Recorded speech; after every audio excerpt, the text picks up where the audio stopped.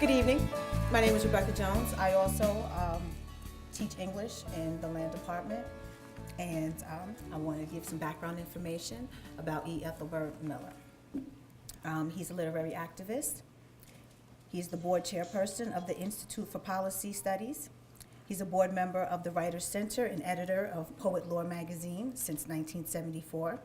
He has been the director of the African American Resource Center at Howard University. Mr. Miller is the former chair of the Humanities Council of Washington, D.C., and a former core faculty member of the Bennington Writing Seminars at Bennington College. He's the author of quite a few books, and some of them are Andromeda, which was published in 1974, The Land of Smiles and The Land of No Smiles, which was also published in 1974, Migrant Worker, which was published in 1978, Season of Hunger, Cry of Rain, published in 1982. Where Are the Love Poems for Dictators? Where Are the Love Poems for Dictators? And that was in 1986, and it was reprinted again in 2001. First Light, which was published in 1994. Whisperers, Secrets, and Promises, which was published in 1998. Fathering Words, The Making of an African American Writer, published in 2000. Buddha, Weeping in Winter, which was published in 2001. How We Sleep on the Nights We Don't Make Love, which was published in 2004. And his last piece, The Fifth Inning, was published in 2009. He's also the editor of the following anthologies: Synergy, an anthology of Washington, D.C. Black poetry, Women Surviving Massacres and Men, In Search of Color Everywhere, and Beyond the Frontier. Mr. Ethelbert Miller has accomplished a great deal in his lifetime, and some of the awards that he has received include, in 1979, the mayor of Washington, D.C. proclaimed September 28, 1979 as Ethelbert Miller Day. Mr. Miller was awarded the Mayor's Art Award for Literature in 1982. He received the Public Humanities Award from D.C. Humanities Council in 1988. Is this all? In 1993, There you go. the literary community of Washington awarded him the Columbia Merit Award. On July 17, 1994, the mayor of Baltimore made him an honorary citizen of the city of Baltimore. Also, In the Search of Color Everywhere was awarded in 1994. Penn Oakland Josephine Miles Award was a Book of the Month Club selection. Mr. Miller received the 1995 O.B. Hartson Jr. Poetry Prize. He was awarded an honorary doctorate of literature from Emory and Henry College on May 18, 1996. In 1997, he was presented with the Stephen Henderson Poetry Award by the African American Literature and Culture Society. In 2001, the mayor of Jackson, Tennessee, proclaimed May 21, 2001 as Ethelbert Miller Day. Fathering Words was selected by DC We Read in 2003 for the One Book, One City program sponsored by the DC Public Libraries. In 2004, Mr. Miller was awarded a Fulbright to visit Israel. His current positions are, he's been the board chair for Provisions Learning Library. He's been a board member for the Capital Letters Writing Center, a board member for the Writers Center, Split This Rock, he's also a board member of, and he's the advisory editor of African American Review. So please welcome Dr. Ethelbert Miller.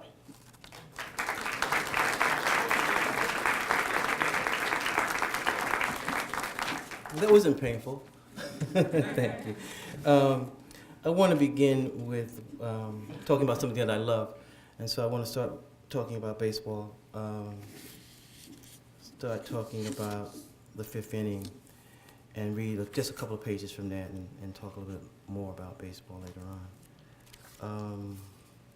I use baseball as a metaphor for many things, and this is an excerpt from the fifth inning. The intruders are singing, "Love is just like a baseball game, 3 strikes you're out." I'm missing the second pitch. I'm in mid-swing about to hear the ball pop into the catcher's mitt. I'm waiting for it like the second shoe about to fall, or the way Americans walked around after 9/11. Some of us are afraid to say something isn't working. Well, maybe we're just afraid to say the whole damn thing is broken. You can't fit the economy or stop racism.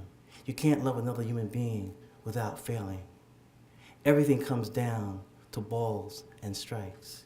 You don't need religion or God to understand this. One can keep a scorecard just like God. Now and then you try to slow things down by stepping out of the box. I like how good hitters step back, adjust their uniforms, stroke their bats, survey the field, spit, grab themselves between the legs, step back into the box, touch their caps, stare at the pitcher, swing the bat a few times, and maybe if you're Ricky Henderson, step back out of the box and do it all over again. Balls and strikes. You can swing or take them. You can stand in the batter's box, waiting for your pitch and never get it. Some people never learn how to hit. Anybody can get lucky if they can lay the bat on the ball. Political leaders try to be first ball hitters. Great jazz musicians can swing all the time. Rumor has it that the first slave in America got hit in the head with a pitch. A curveball? I'm writing this memoir consisting of balls and strikes, words changing into sliders, knuckleballs, forkballs, fastballs, and change-ups. I'm throwing sentences and paragraphs at readers. Hit this. Don't go chasing meaning where there is none. Some pitchers worry about their arms. I know it might be my kidneys or heart. My blood pressure is high, so I keep checking my body for signs. And this is another excerpt. I was in Boston and read this. You know, when you go to Boston, you gotta have a Red Sox hat. On August 18, 1967, in Fenway Park, Jack Hamilton threw a ball that hit Tony Conigliaro. The young Boston Red Sox star suffered a broken cheekbone and damage to his left retina. A door began to close on a promising career. I was never a Red Sox fan. Growing up as a child in the South Bronx, I quickly became a Mantle and Maris boy. Me, a Yogi Berra, Elson Howard, Johnny Blanchard, Hector Lopez, Bobby Richardson type of guy. I loved the Yankees and wanted to inherit Cleat Boyd's position at third base. I wanted to dive into the dirt and backhand hard-hit grounders meet near the bag. I wanted to throw runners out from my knees. Baseball was my religion. I didn't grow up hating the Boston Red Sox. Looking back on my childhood, maybe it was this team that introduced me to poetry. I would just love saying the names of the guys who played for them. Names like Carl Yastrzemski, Bill Mambu Kett, Tony Conigliaro, and of course, Pumpsie Green. Pumpsie. Yes, he was one of the first black players on the Red Sox. I had his birthday card, Pumpsie, a name as different as some folks find Ethelbert today. You know, Pumpsie Green. Imagine it was Jackie Robinson's name was Pumpsie. You know, I mean, it's just a name changes everything. And to show you how life works, I was at Foxcroft School in Middleburg, Virginia, and I was signing books. And a young girl came up to me, and I asked her name, and she said her name was such and such, Mambu Kett. And I said, "Are you related to Bill Mambu Kett?" She said, "Oh, that's my uncle." And I wanted to hug her and kiss her and everything, because, you know, I grew up with that name. I just liked saying that. And years later, many years later, my friend, Robert Pinsky, who was Poet Laureate of the United States, Pinsky talked about how he got into poetry through language. And he talks about how traveling around in New Jersey, you hear them when they announce the train stops.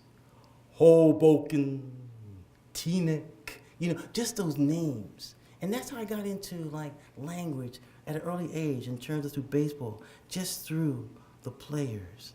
And I just like that. Now we're in Virginia and Maryland, and this part of Maryland's interesting because, you know, when you deal with geography, I always find it interesting that, you know, Frederick Douglass ran away from Maryland. And I always laugh at that because I grew up in the South Bronx, and I thought the South was the South Bronx. But then I came south, and I knew I was in the South when the train stopped in Aberdeen, Maryland, and I didn't know where I was. Anyway, here are a few poems that deal with that time in our history of slavery and civil war. Anna Murray Douglas. This is Frederick Douglass' first wife. I cannot read the North Star, but it shines at night in my bedroom. I hold a free man in my arms. Is it love that still keeps me a slave? What speech could he whisper in my ears that would make me listen to his heart? In the dark, does my dark skin remind him of the darkness? I cannot spell the word abolitionist. I can only read the name Frederick Douglass. I know these two words well. Many will remember the life he lived. And me, yes, they will say I was his wife before he married the white woman. It's Anna Murray Douglas. This is Olivia Ecklie, who we, thanks to the movies, we now see she's visible and can have conversations with Lincoln. Olivia Ecklie was very close to Mrs. Lincoln. She was actually her seamstress, and very, very close in person that Mrs. Lincoln Mary Todd Lincoln confided in. Olivia Ecklie, 30 years a slave and 4 years in the White House. Tall man Lincoln looking out the windows of this White House. I wonder what he's thinking. The war not far from here. Men dying, death trying to get indoors. I rise before his wife asks for anything. All the dresses I make, everything I touch is black. Sometimes I can't tell the difference between war and slavery. I do my work and only forget what I don't care to remember. Lincoln is not well. He looks old. His wife calls his name every night. It's me who holds her hand after he leaves. She talks to me like I'm a ghost and not a colored woman. And this is a very short poem called Morning. You rise thinking it's just another day. But the first African is being captured down near the shore. It's going to be a long history. Just think about that. You know, you're in Africa and your life changes. Now let me make it contemporary for you. We're sitting here. We're not bothering anybody. And the North Koreans decide to bomb us. I have not figured that out. Nobody was bothering them. You know, and all of a sudden your life changes. See? Or you're in Haiti and all of a sudden there's an earthquake. And all of a sudden you're in a tent. You see, it's that quick. Just like I'm in Washington, D.C. and we had the earthquake. And I'm in Founders Library at Howard University, one of the tall buildings in D.C. So when you look at the damage that was to the cathedral, the Washington Monument, also Founders Library at Howard University, I'm on the top floor, okay? I'm on the top floor. I didn't know I could get from the top floor down to the ground floor so quickly. You know when the people say, "Oh, so and so can run from home to first place in 2 points." Yeah, I can do that now, from the third floor to out the gate. You know, and then I'll tell you what happens. I know this deals with the workplace. Because of the earthquake, I began to know how many close friends I had at Howard. Because everybody ran out, life, threatening moment. And I was standing by myself with no one to confide in. I looked around and no one would say, "Ethelbert, how you right? Okay," And I felt really alone. Of course, I wrote a poem out of this, but it's something else. But it was just one of these moments where all of a sudden, I realized how things were. And my secretary, Mrs. Rose, had just retired, like maybe the month before. And I said, "Wow, she was up in age, had very bad legs. I would not have run out because I would have to stay with her." You make these decisions. Like some people, like on the World Trade Center, you decide, okay, I'm not going to run out. I've been with this person for so many years. This is my friend. This is the person I love. And you have to make those decisions. And so I go back to the short poem, Morning. You rise thinking it's just another day. But the first African is being captured down near the shore. It's going to be a long history. We just lost a great writer, Chinua Achebe.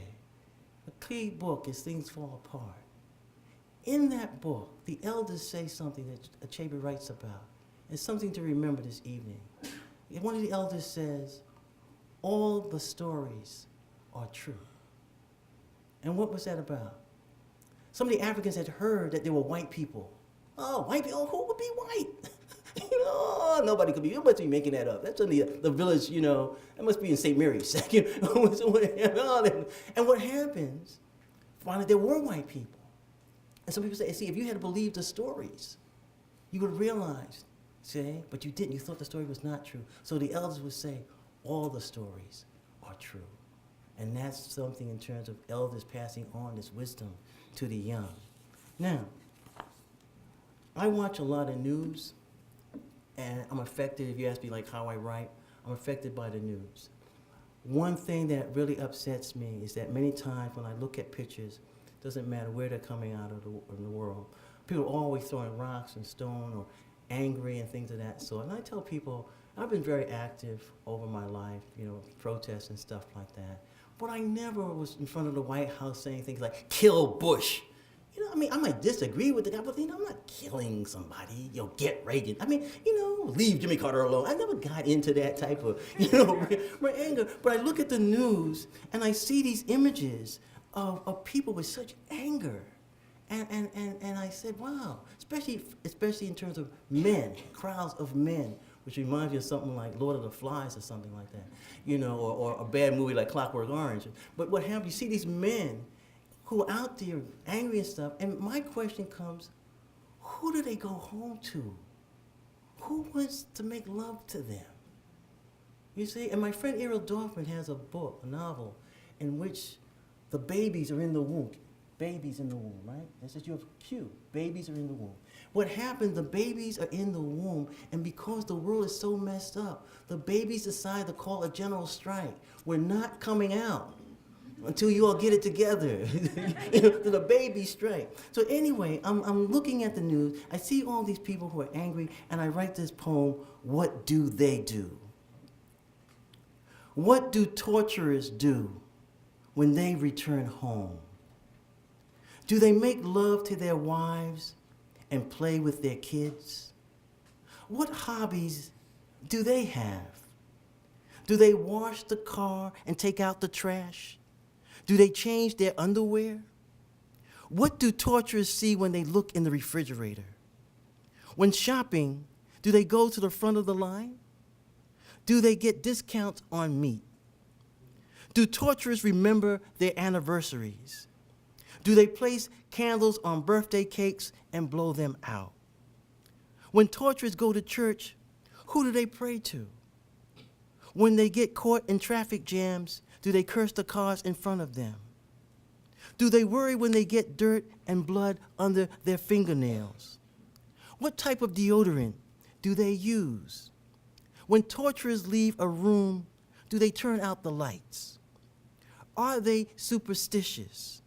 Do they avoid stepping on sidewalk cracks? Do they read their horoscopes before going to work? How many torturers have 2 jobs? When lost, do they ask strangers for directions? Are they left-handed or right-handed? Do torturers sit in outdoor cafes and talk about torture? Do they suffer memory loss?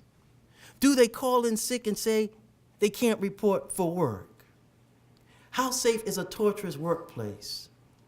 When they fall to sleep, do they snore? Do torturers keep everyone awake at night? That's for torturers. If you know any, let me know. Let me read this. I'm going to read you some funny stuff too. I lost my mom a couple of years ago. My mom was always fooling my sister and I. And I was up at Bennington, and my sister said, well, you better come down to New York. It looks like Mom isn't going to make it. And I rushed down to New York, got to the hospital, and in 5 minutes I was arguing with my mother. So I didn't have to see the doctor. I knew my mother was well. And I came out of the hospital with this poem called Boxing with Your Mom, epigraph from the great poet Yusef Komunyakaa. Whoever said men hit harder when women are around is right.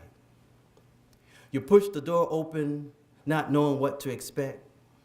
She sits in a chair next to her hospital bed, just sitting. How long? Before you can even enter the room, a big smile of recognition kisses her lips before she kisses you. Her seamstress eyes survey your clothes. You're a rhinestone of a sun slipping between her shaking hands. As the sparkle leaves her eyes, she withdraws under her hospital robe.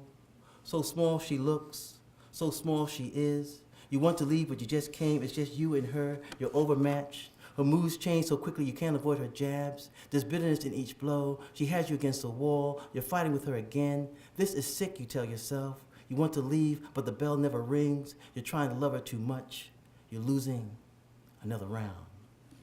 Boxing with your mom. It's National Poetry Month, so I want to read some poems by another writer. This is my friend Hal Serowitz, and these are poems about his mother said poems. I like these poems. Don't talk back. There are two sides to every story mother said, but since I'm the adult and you're the child, only my side counts.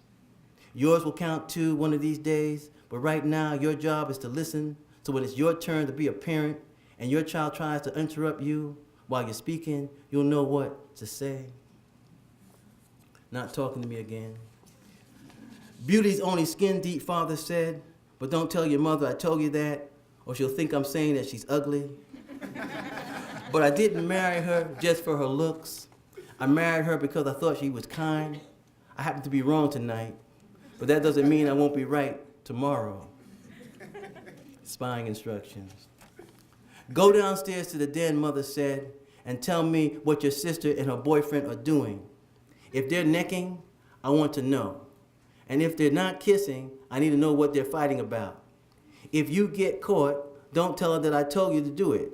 Just tell her that you had to use the bathroom downstairs because I was in the one upstairs, and that you stopped to listen because you're curious to know what it'll be like when you get older.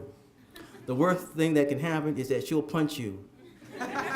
And that'll give me an excuse to go downstairs, yell at her for hurting you, and find out for myself why those two have been down there for so long. I'll read you one more. Chopped off arm. Don't stick your arm out of the window, mother said. Another car can sneak up behind us and chop it off. Then your father will have to stop, stick the severed piece in the trunk, and drive you to the hospital. It's not like the parts of your telescope that snap back on. A doctor will have to sew it. You won't be able to wear short sleeves. You won't want anyone to see the stitches. That's Hal Serowitz poems. There's just crazy stuff. I'll read one more. No more. This is one. When you were in the second grade, mother said the school asked us to take you to the psychologist. He saw you for a while. Then he told us to discontinue the visits because you appeared to be normal. We had reason not to believe him. But now we're not too sure. It isn't normal to want to wear an undershirt with holes in it. And when we throw it away, you brood about it for days. You should be happy that we can afford to buy you new ones. Anyway, that's Hal Serowitz, and I just love his work. It's hilarious. I want to read Farthing Words. I was out in the lobby there looking at the brand new Farthing Words, and now it's actually a book on demand. Book on demand also is an ebook. But Farthing Words is my first memoir. I was reading the fifth, and it was the second. And when I was writing this memoir, I started by going back to what I thought was a key moment in my life. So I didn't write it in terms of like how you would read it in terms of the beginning. I went back and wrote about how I met my first wife, Mickey. And then I sort of, weaved the story from there. I like how this is going back and forth, like call and response and stuff. Anyway, so this is how I met my first wife, and it's sort of funny. And then it happened. Without any warning or announcement, the future was Michelle Calhoun from Chicago. I had seen her from a distance, but had only nodded. She left many guys speechless and spinning like tops. He had to turn around when she passed. Michelle was beautiful beyond the 10 fingers on my hand. How could anyone just think about spending one night with her when so many others wanted to give their lives? If Michelle was music, then she was Holiday with Flowers and Ella making up words so that you could speak. On an overcast Saturday, where the Macmillan Reservoir embraces 4th Street in the crook of an arm, I saw her walking alone. She was wearing a long brown coat and woolen hat. It might have been late September or early October. It was a time when leaves change and fall beckons, the warm air turning cold. I am crossing in the middle of the street, heading back to Cook Hall after talking with a friend in the women's quadrangle. I see Michelle, and she's the only person walking on the street that's about to connect our lives. She's not standing against the wall of the Savoy waiting to dance. Michelle is walking towards me, and she is smiling. And I don't even know her name yet. Her face and the rest of her is a door to every dream I have ever dreamt. This is my education, my graduation, all coming together at once. What if I fail? If I were to write the script, what would be the magic words? Boy meets girl? What does he say? What's his opening line? Okay, it's just a poetic moment. Snag the image. Now what? Keep it simple. Hi. Michelle wants to know if the campus bookstore is open on Saturday. Bookstore? Saturday? The hours? What I loved about Joe Montana when he was quarterback in the 49ers was that quick ability he had to read the defense and call the audible. I hear Michelle's question before the ball is snapped. And I respond, I don't know. Let's go see. My life has changed forever. This is the first time I've written it down. Touchdown, baby. If I had not met Michelle, I would never have met the black poet Don L. Lee. I was unaware he was teaching a class in Douglas Hall. Like comic strip lovers, Michelle and I began doing everything together. I followed her to class one day. Tall, light complexion, thin and handsome, Lee was from Chicago, the same city as Michelle. On this day, he was teaching with the help of a cheap white portable record player. It's the kind your parents buy for you before you start listening to music in any serious manner. Or maybe I saw one of these things when I was in elementary school and the teacher kept it on the back shelf next to the goldfish bowl. No need to lock the record player in the closet. No one is going to steal it. Lee is playing Stay in My Corner by the Dells. He closed his eyes and one could see him slow dancing in a basement on the south side of the city by the lake. This is real poetry, he tells the class. Yes, I agree. This is better than Dylan, especially with Michelle sitting next to me singing the words. Yes, please stay in my corner, baby, stay. I know we are both young and you're engaged to some boy back home, but stay. Yes, I don't know what I should major in and don't have a clue to what kind of job I want, but stay. You're the first woman I ever made love to, so stay. I know what the future will bring because time has passed. I'm writing all this, so stay. When you said you wanted to leave, I let you go, but right now we are young. The sound is so sweet and precious, so stay. And yes, this might not have ever happened, but it did, and I'm so happy. Even now, as I write, I know I could end it here. I could stay in my corner like my father stayed. I could stay in my corner like my brother stayed. Yes, with just a kiss from you, I would stay. And that's one of the things. Let me read from this collection. How We Sleep on the Nights We Don't Make Love. And, well, I'll do the ear is the organ made for love. Read some poems from this. I was talking earlier in the day about my ears and language, and this is the key poem that I wrote. The Ears are Organ Made for Love, and it's for my good friend Nikkei, who comes every year from South Korea. The summer we hang out, and she taught me about how to listen. It was a language that left us first, the great migration of words. When people spoke, they punched each other in the mouth. There was no vocabulary for love.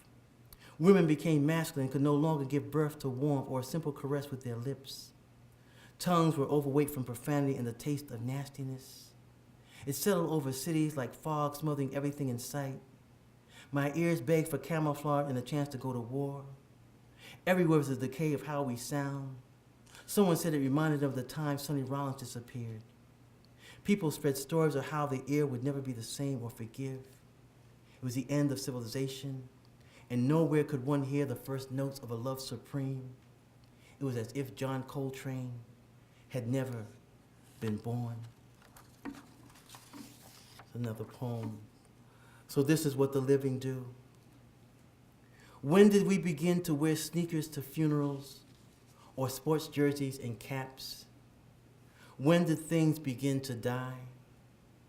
I pass a church 4 blocks from the Safeway. I see the last generation of old black men in suits. These men are professionals. They touch death every day.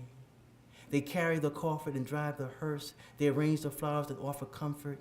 They escort you into limos and tell you where to sit. They know the directions to the cemetery. What do you know? I know that I am dying, dreams first of what you might call the lint of disappointment. It has always been this way, this knowing, the realization that I will do this alone. I once believed in love the way I believed in beauty, the living with dignity, style, and grace. I thought my shoes always needed to be polished whenever I left the house. There is a way the day ends after you pass a funeral, how you walk down the street afraid to look over your shoulder. They say this is what the living do. I'm going to read you some poems from How We Sleep at Night to Make Love. I created this character a number of years ago called Omar, and Omar was a young Muslim boy, and I created this character just to deal with the presence of Islam in our society, to talk about the friendship of young kids. But they were always getting in trouble. Freedom Candy. So what kind of name is Omar? I asked this new boy at school. You named after a candy bar or what? You know you two like to be milk chocolate. Omar looks at me and laughs. Since that first smile, he's my best friend. Maybe my best friend ever. Folks call us the Inseparables, like one of those old singing groups my daddy's always talking about. Omar is a Muslim name, Omar tells me. I still think it sounds like a candy bar like O. Henry, Baby Ruth, Mars, and Almond Joy. Maybe his mama should have named him Snickers because of the way he laughs. Omar's name sounds like candy, and the way he acts is sweet to me. Every teacher except Mrs. Greenfield thinks so. Miss Greenfield, she don't like Muslims. And the rest of us she calls natural-born sinners because of the way we talk and behave. Omar said we should tell Miss Greenfield about herself since it's Black History Month. So Omar stands up and says to Miss Greenfield, how come you don't lead us somewhere? Why you not like Harriet Tubman? Why no field trips? Why no trips to the museum or zoo? Why we never go nowhere? Why? Miss Greenfield, she don't say nothing. She just look at Omar as if he is the last Muslim on earth and is about to die. I think of how Omar says Muslims pray 5 times a day and how cats have 9 lives, and just maybe Omar might make it at 3 o'clock, or maybe he won't. Suddenly, Mrs. Greenfield has one of those fainting spells, just like old Moses Tubman. She has to sit down behind her desk, so she tells me to go get some water. I feel free as I race down the hall, wondering how Omar can be sweet sometimes and get on everyone's nerves the next. My daddy once told me, M&Ms melt in your mouth and your hands, especially if you colored. Wait until I tell Omar. You know, I'm reading this, and I'll show you how things happen. I'm reading this here, and I'm thinking about something, I'm laughing. I read here, I think of how Omar says Muslims pray 5 times a day, and how cats have 9 lives, and just maybe Omar might make it to 3 o'clock a day, or maybe he won't. In the New Yorker, there's this cartoon, it's so funny. It's a mouse standing in front of his little mouse hole, and he's got a gun, and there's a cat looking at him and says, you got 6 bullets, I got 9 lives, do the math. I couldn't stop laughing. It's just a funny cartoon. He's got a gun. He has 6 bullets. I got 9 lives. You do the math. Okay. This is Sister Sheba, Omar, and me. Sister Sheba, she's my cousin. She lives across town where my mama tells me not to go, not unless it's daytime and the sun is out, bright. Don't you go over there without asking, my mama say. And when I ask her, she tells me no. So I don't ask no more. You know what I mean. So I have to wait for Sister Sheba to come and see me and tell me everything my mama don't want me to know. So why you have a Muslim for a friend? She asked me the next weekend. My aunt visits my mama and Sister Sheba visits me. Sister Sheba, she's always trying to get into your business, which is why she don't have no time for herself. Her hair be flying all different ways, and my mama don't even want to let her in the house. And if she sees it outside, she don't say she's family, because why embarrass yourself in public if you don't have to? That's what my mama say, and that's what Anna Banana says too. Anna Banana is my guidance counselor. Her real name is Mrs. Bernstein, but everyone calls her Anna Banana because she's always telling kids that if they would give up junk food and just eat fruits and vegetables, everything would be okay in school. Our grades would improve, and we would have what she calls self-esteem and be like white kids, which is crazy to me. Which is crazy to me since we're all Black. And that's why we call Mrs. Bernstein Anna Banana, and my mama calls her a real fruit cake. And says that woman should be around kids, let alone be trying to guide them somewhere. And today, Sister Sheba sounds just like Anna Banana, asking why I have a Muslim for a friend. She saw Omar in my house last month and asked me where his shoes were. I said, they by the front door. Did you see them when you come in? Omar takes off his shoes whenever he comes to see me, just like in the mosque he's always talking about. And I ain't seen because my mama say, boy, you was a problem in my womb, so I don't need to know you around no strange influences. so I don't get to go to the mosque with Omar. But he gets to play with me because my mama say, that boy should have some fun. Most Muslims I see don't even smile, she tells me. What the Lord give you teeth for if you can't smile? So I tell Sister Sheba to get her face out of mine and leave Omar alone. And why she can't mind her own business when she's visit, it's beyond me. Omar says I should pray or do salat, something like that, because Sister Sheba lives right where the bad boys are. Omar says she's gonna have a baby and maybe never finish school. I tell Omar to shh and hush his face. Sometimes Omar can be a real Anna banana. But he's still my best friend ever, or what my mama calls an apple in the hands of Eve. I wonder what my mama means by that. You think Mrs. Bernstein knows? I'll be another one.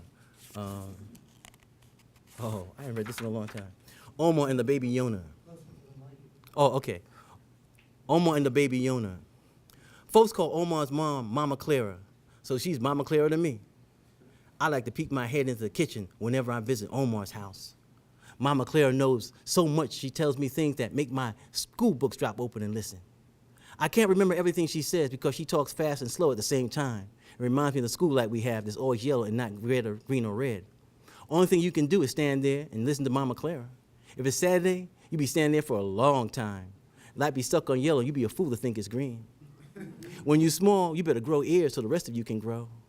I'm still taller than Omar, but he's catching me, like the wind blowing behind my neck. That's why I like to stand in the doorway of Mama Clara's kitchen and feel the warm air and smells coming out of all those pots and pans. Mama Clara sure can cook, and the story she tells just spills out like something good you just can't get enough of. It was Mama Clara who one Christmas told me the story of the baby Yona. I had brought a gift for Omar and couldn't find any Muslim wrapping paper at the drugstore. So I had to wrap it using brown paper and draw pictures with a magic marker. To Omar I wrote. I signed it MJ. I started doing that after Jordan stopped playing basketball. MJ. Omar asked me if that stood for me and Jesus.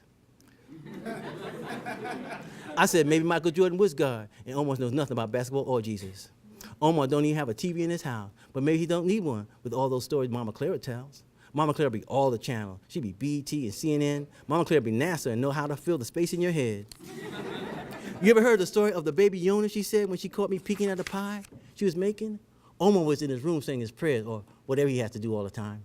Omar takes those type of timeouts you be taking when the game is close or in overtime. You be doing something, and all of a sudden Omar says he has to pray.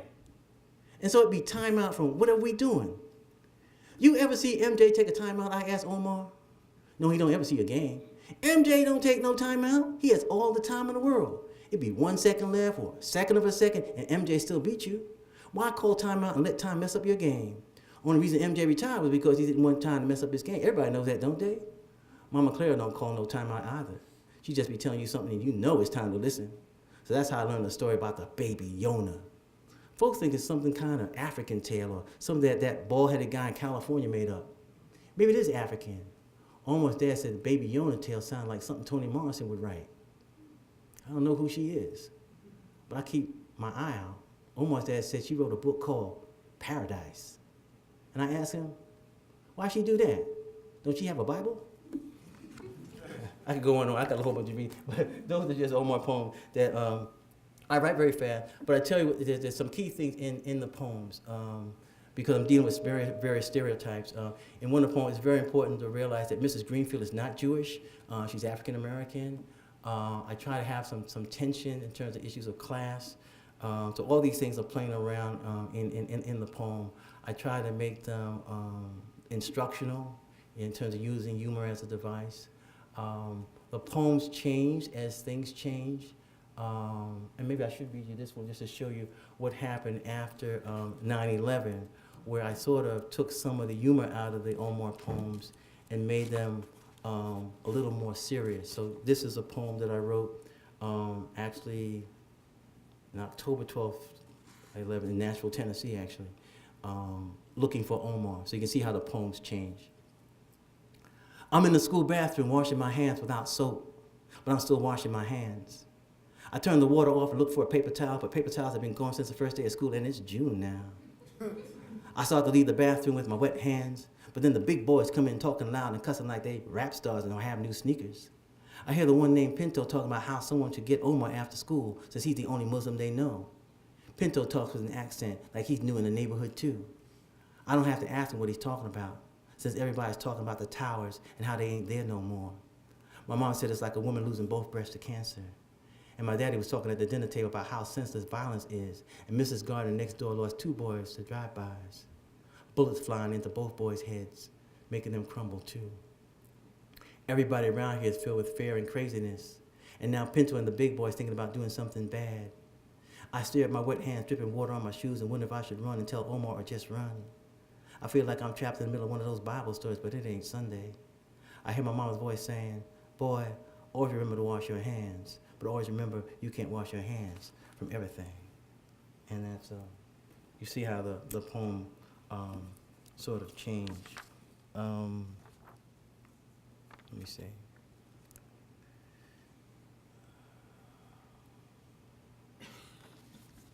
Oh, remember there was that message that was made about turning off your cell phone.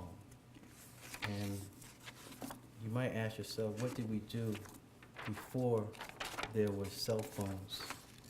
We tripped over phone calls. Okay. In the days before cell phones, we spent our time looking for loose change. We ran to the phone, we tripped over phone cords, or stood on lines waiting to use a phone. We forgot phone numbers. We were listed in phone books. There was no text messaging. In the days before cell phones, there was phone sex and people slept with their phones. Phones were big and hung on walls. You could cradle a phone and wait for a sweet dial tone. If you were lonely, you would call the operator. There was always someone to assist you. Today, everyone has a cell phone. They spend days and nights talking in strange places. You could be in the middle of reading a poem and someone's cell phone would ring. In the days before cell phone, you searched frantically in your bag, trying to find something to write with. You wanted to find a pen, not a phone, before the ringing in your head stopped. Now, this next poem is one they call one of the little interactive poems. And because someone asked if whether my poems were child-friendly, I'll just, you'll know what I'll say at the end when I say at the end, and so you'll just know exactly how it's punctuated. But whenever I point to you and say, when we get to the word money, how many of you can say money? Money. It's obvious you either are very wealthy or you have none. Which is okay, money. Okay, when I point to you, you just say money, okay? And this is based on the fact that I sit on a lot of boards, and one of our major responsibilities as board members is to go out and raise money. Meetings. I'm sitting in another meeting where people are talking about Money. They call this fundraising. We spend the time talking about people who have Money. We mention names of people we don't know. This is what you do when you don't have Money. You talk about people who do. Before the meeting ends, there is agreement among everyone to contact 3 people who have Money. I leave the meeting knowing I won't make any calls. I walk down the street talking to myself. At the bus stop, I search my pockets. Money. This too is fundraising. When the bus arrives, all the poor people board. I'm on my way to another meeting. The poor people are going to work. A guy sitting in front of me is yelling on his cell phone. He's talking about Money. He says, I don't give a, I want my, Money. his too is fundraising. Here, this is what happens in that world. You can just fill in the words and carry the one. How are we doing on time? Maybe I'll go back and read some things of Father's words and another poem by someone else.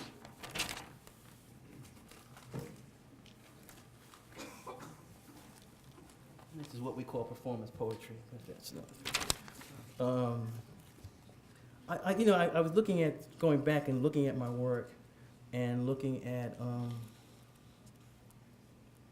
passages of things that I wrote years ago and how they sort of resonate. And this is how I became a writer. And once again, sports plays a key role at the end of this passage I'm going to read.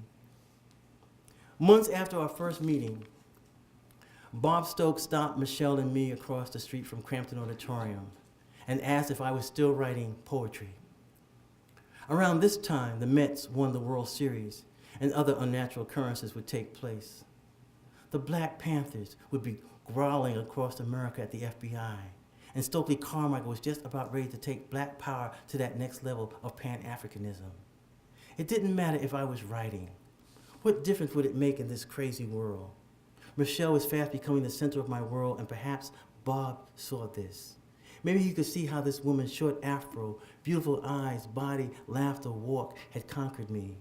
If this was colonialism, then I never wanted to be independent. Why have my own flag, control my economy, when an afternoon making love with Michelle was why kings walked away from kingdoms and poets embraced silence? What was there to say after love?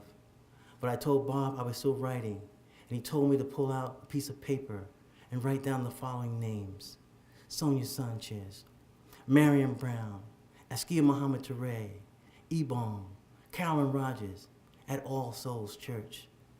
The program was held a few days after our meeting on campus. I went to my first reading with Michelle.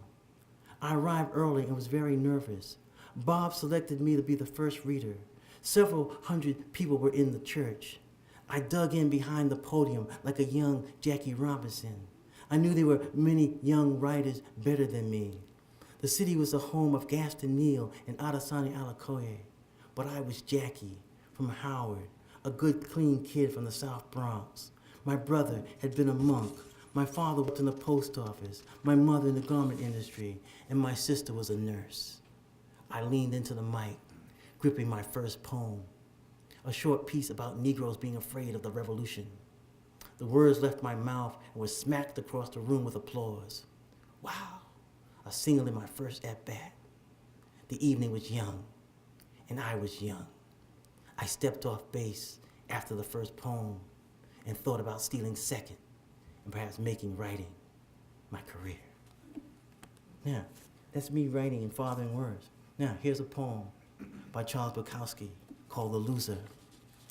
Bukowski died in 1994, really associated with California in LA, writing about alcoholism, and some of his stuff is fascinating. This is called The Loser by Charles Bukowski. And the next I remembered, I'm on a table. Everybody's gone. The head of bravery under light, scowling, flailing me down. And then some toad stood there smoking a cigar. Kid, you're no fighter, he told me. And I got up and knocked him over a chair. It was like a scene in a movie. And he stayed there on his big rump and said over and over, Jesus, Jesus, what's the matter with you? And I got up and dressed, the tape still on my hands. And when I got home, I tore the tape off my hands and wrote my first poem. And I've been fighting ever since. And you see how one person's using boxing and another using baseball. I'll read you just a few more poems. Just flip through this. This book that I'm reading from, The Ears of Organ Made for Love, you can just go online and just download anything you want. And the reason why I did that is I never got into the business of writing poetry to make money.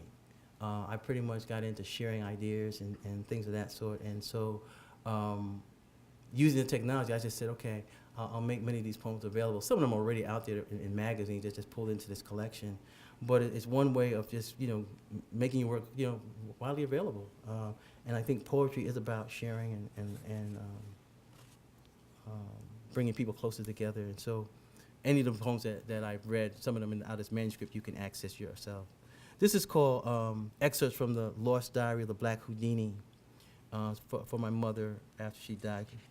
And I draw upon Houdini's life, my own life, African-American history and culture.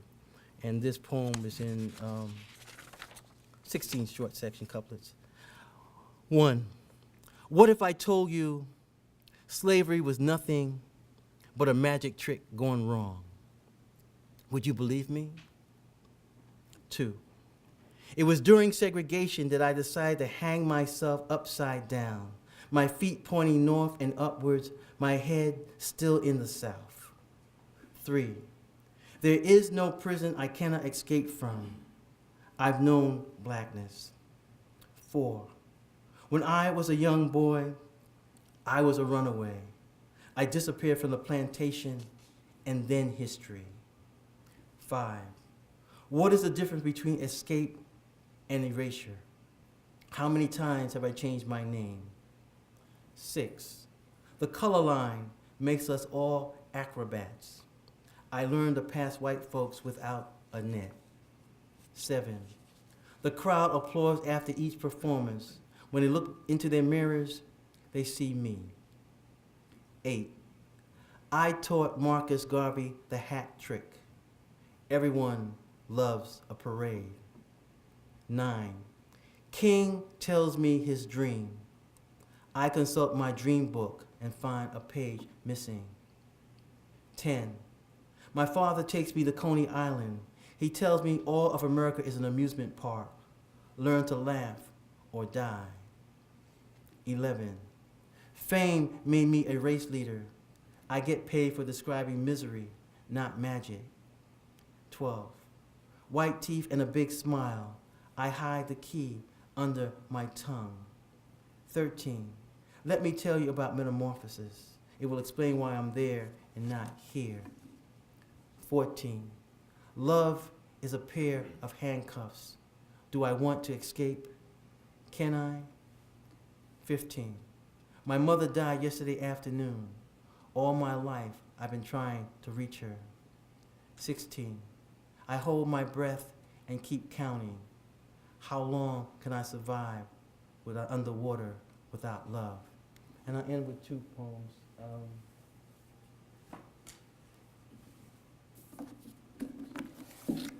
I wrote a number of things about slavery, but this is where I take the concept of slavery and I make it into a love poem. This is called Taking Flight with My Imagination. So you're gone up north, where I hear there are still abolitionists. What is love but slavery? Is freedom still to be found in your arms? I fear a long winter, a gray sky, and much darkness. Still, the thought of you walking across the room naked brings light to my eyes. And I'll end with what I guess is like my signature poem called Divine Love. What I found is that a number of poets have this like signature poem. When I was on the campus of Howard University and Sterling Brown was living, Sterling Brown would always end all of his reading with a reading of this poem, Strong Men. I've been ending many of my readings with this poem called Divine Love. It's an outgrowth of the technology. You remember how when you sending emails, you have like a little signature? And what happened is I was writing emails and then I was ending them by saying, I would have loved you like Ellington loved jazz and Bearden loved scissors. And then my good friend, Elizabeth Alexander, you might remember she read the poem at Obama's first inauguration. Elizabeth Alexander would always write back, playing off that, I love you more than such and such. And so I write back to her, I love you more than such and such. So we go back and forth. And then I decided I could take some of these lines that I was sending back to her and create it into a poem. And what happened is my friend Alex Pate, a novelist who lives in Minnesota, was getting married. And I wove all of the poems, all the lines into a poem for his wedding. It was a dedication. I made because it was in Minnesota, you know, I had to put a little baseball thing. I love you more than Minnesota loves the Twins. It was corny, but anyway, work with me. But that was because it was his poem. But I still keep the dedication for him and his wife, Sue Jin. Divine Love. I wish I had loved you many years ago. I would have loved you like Ellington loved jazz and Bearden loved scissors. I would have loved you like Langston loved Harlem and the blues loved Muddy Waters. I would have loved you like Douglas loved to read and Garvey loved parades. I would have loved you like Zora loved stories and Du Bois loved suits. I would have loved you like Lewis loved boxing and Mahalia loved to sing. I would have loved you like Carver loved peanuts and Wheatley loved poems. I would have loved you like Jimmy loved Lorraine and Ozzy loved Ruby. I would have loved you like Martin loved Jesus and Malcolm loved Allah. Okay, that's my last poem. I just, if you don't know the names, I mean, sometimes people know like Joe Louis and Garvey. Sometimes it's Jimmy Baldwin and Lorraine Hansberry, who are very good friends. And so I wove that into the poem. And Mahalia, let me mention this. I was doing a talk with, by actually Skyping, with some young people in Eritrea who were in the embassy, U.S. Embassy there. And I was doing a lecture on the history of civil rights movement. And one of the fascinating things that doesn't get discussed a lot is I show the students Mahalia Jackson. You know how everybody has a warm-up act? Okay? You can go back and look at this now with this, and you just Google this, get the footage. Get the footage from the March on Washington with Mahalia Jackson, who is singing How I Got Over. Okay? She said, and you look at me, you know, you want to know about you look at Mahalia Jackson, you know, just how she turns her head and how she is getting the crowd up. Okay? I mean, she is just getting crowd up. Right after her, there's a rabbi speak, and then King comes up. See, there's a whole line of speeches, and everybody who spoke that day was supposed to be given a certain amount of time, okay? But what happened, King, and you can listen to King's speech. King's speech is almost in two parts, okay? And if you get footage that's back from a distance, you'll see that as King is speaking, Mahalia Jackson, who had been sung before him, is sitting on the side, right side. You get some for you see. She sat down. And what happened is King's beginning to speak. You'll see his speech begins to change, and it's because of Mahalia Jackson. Because Mahalia Jackson begins, as King gets to the thing, Mahalia Jackson says, tell him about the dream, Martin. Tell him about the dream. Because he had done that in speeches before. But it's a fascinating thing that when you look at Mahalia Jackson, her voice is the voice of the rights movement, you know? And one of the songs that she really sang was Precious Lord, very well. And I think one of the last things that King is saying when he's leaning over the balcony in Memphis, he's telling somebody like, tonight I want so-and-so to sing Precious Lord for me. And it's very interesting how that's like the last thing he's like saying. But if you go back and look at the footage, you get that footage, you see Mahalia Jackson, you know, sitting there, but you go back and play, she was like a warm-up. I'm sorry about the rabbi who was in the middle, but you know, what happened is she set the tone, and then King, you know, started, and then he started preaching. You know, and it's fascinating because we have the footage, we can go back and stop and you can just see it. You see, it's a fascinating thing in terms of two speeches. But I try to incorporate people in this divine love poem that are just important in terms of African American culture. Everybody from Muddy Waters and Duke Ellington, Romare Bearden, you know. And I like the last line in terms of I would have loved you like Martin loved Jesus and Malcolm loved Allah, which is a nice interfaith line, you know, that brings everybody together. And I just like how that works. So thank you very much. We have time for questions and answers, or just answers and questions. What would you like? Thank you for being my audience.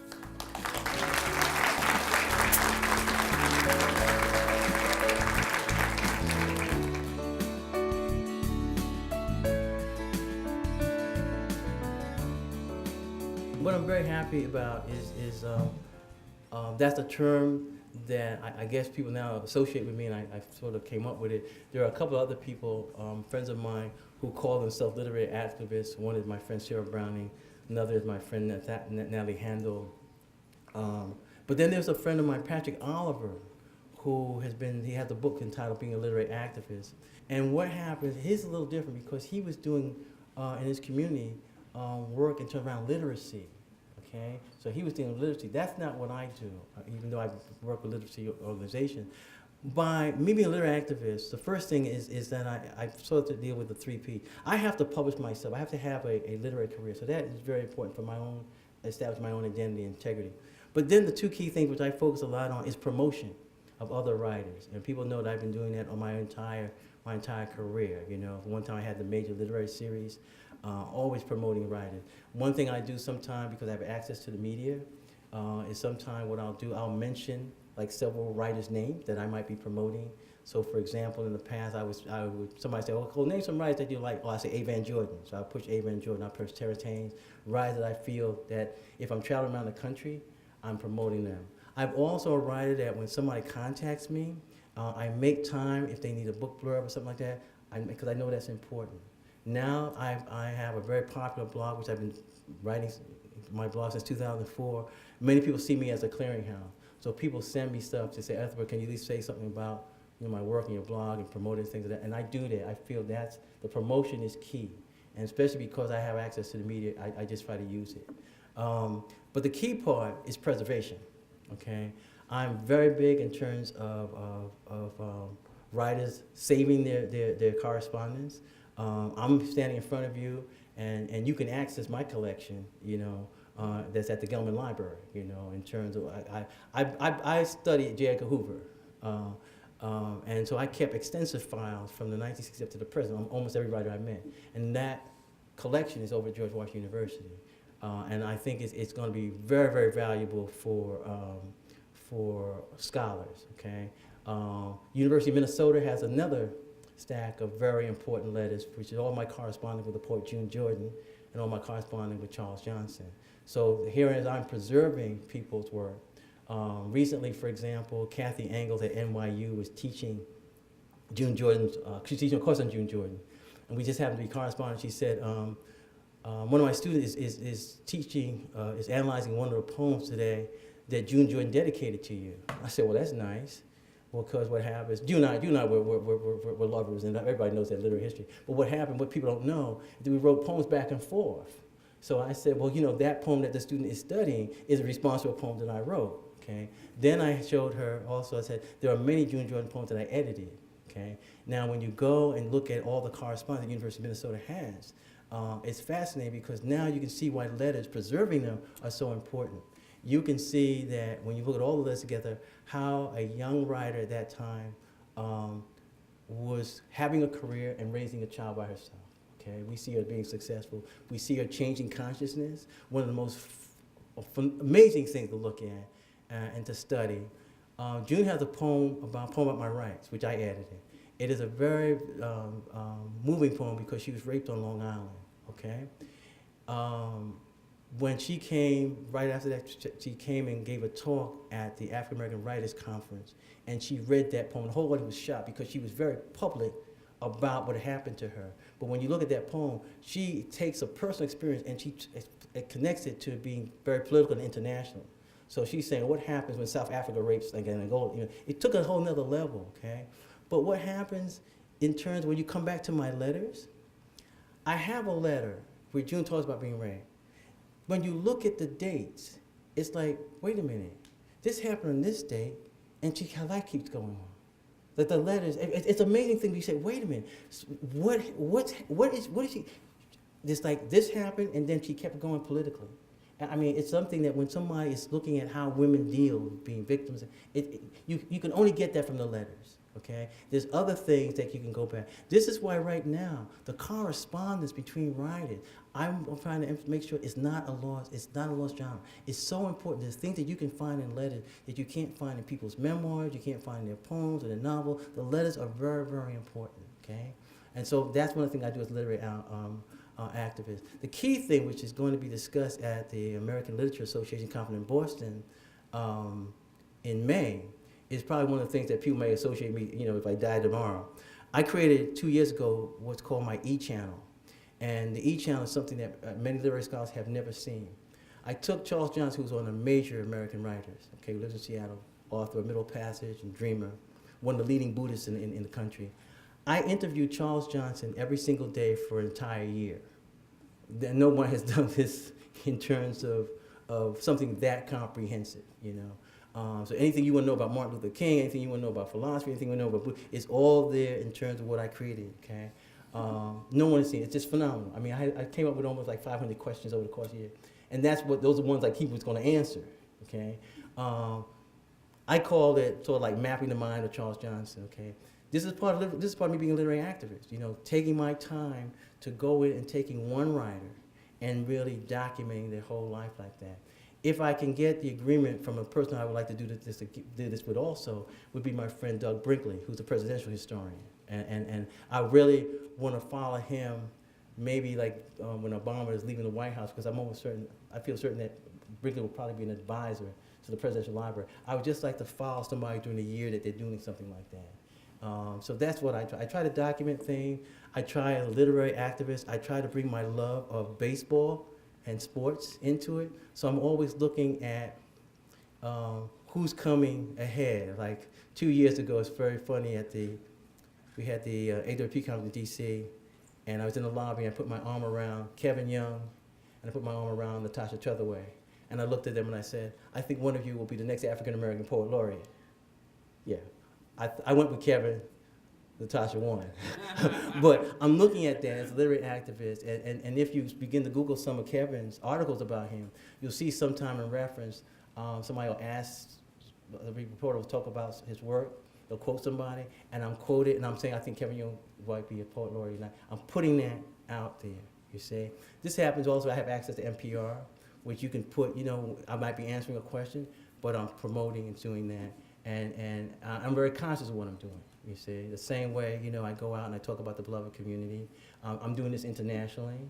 I'm promoting, writers overseas, using the technology once again. And that's what I'm doing as a literary activist. I want somebody in Tel Aviv to know about what's going on in Maryland or Virginia or Indiana. That's what I try to do, and that's what I'm known for.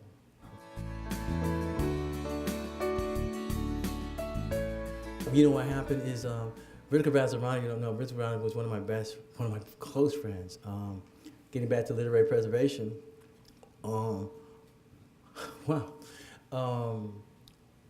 Riddick composed her suicide letter in my office, and because she spent the day with me and she was writing, she was working on stuff and I was working on something. Then she got up to leave and she said, "Oh, I'm gonna put this in my file." And she opened my thing and put this in the file, and she left. I said, I wonder if I'm messing with my file, because she knew I'm keeping files on everybody. I go into her file, and she'd written a suicide letter, which I immediately took to my secretary. I said, look at this. And we called her on the phone, and she laughed it off and stuff like that. But all of her correspondence is at William and Mary, okay? And that's the thing in terms of, if you want to see Riddick Vazirani's life, I'm very glad, from the time she was going off to meet Derek Walcott all the way up to her death. That's the key. But I was also losing a number of other friends to suicide. My good friend Liam Rector. I just lost a number of friends. So it began to be that type of thing, like a pastime. And when you look at, just say, suicide within the African American community, sometimes we'll see a celebrity who's like Tony Dungy lost his son to suicide. But suicide is very prevalent in African American community. We're seeing it high in terms of the military. Okay, and so I use that in terms of the pastime and stuff, to get people's attention. Glad you make reference to that poem, because it does keep her name alive. And as a literary activist, what I had to do was separate her life from what she did in terms of also just, she was a really good writer, and it was very painful for her family, because it wasn't just suicide; she'd also killed her son. So for many people, I could deal with this, but not that. And so what happens is that when I was, as literary activist, trying to get some things named after Riddick Vazirani, some people in the community said, no, I don't want this room named after her because I can't write in it. And you have to be sensitive to that. But I tell you, the rewarding thing is to hear years later, after we published her work that, she had left behind, to hear people in her family saying, Ethelbert, it took me a hard time to come to deal with this, but I'm so glad that you're still keeping, my sister's work alive. And when you hear that from a family or from her mother, then I feel the work I'm doing is very, very important. I'll let somebody else be the judge in terms of whether it's right or wrong. But I knew she was a very good writer. She was a very dear friend. And I'm glad I preserved, her work and wrote things about her. In fact, I think that poem, I'm actually quoting her. When she says to her first touch, she said, well, guess who, whenever I put on the hand, guess who I am? I'm Ethelbert, And we had that sort of friendship. And if you're blessed in life to have just one friend, then you've been blessed. When I was raised by my father said this: you will have many acquaintances, but you will have very few friends. You see, so when you have a friend, that's very special. And you can go through life where, and during the time of crisis, you know who your friends are. That's when something happens, you can look around, and everybody that is gone. Then you realize that there's somebody who's still probably close to John Edwards, or you look at how his daughter was very, it doesn't matter. Some people are very close, and that's when you know. That's when you know, and that's how. When I look at myself, I try to keep people's memories alive and realize for other people that we're making history and give that encouragement. There's a lot of young writers out there right now. What I try to do is motivate them. I take time to read their manuscripts, you see? I could be doing something else, but this is what I call service to the field. I had a number of people who helped me out, so it's all, like a nice little karmic tie, and that's what I try to do.